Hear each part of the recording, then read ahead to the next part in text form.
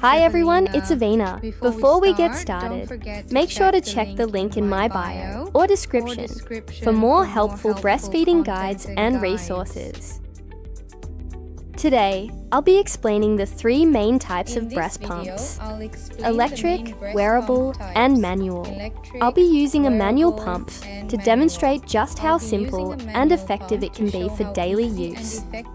Start by washing your hands and ensuring all pump parts are clean. Place the flange gently on your breast, making sure it fits snugly and comfortably. Then, slowly squeeze the handle in a steady, relaxed rhythm. Keep the motion natural. Soon, you'll see the milk begin to flow.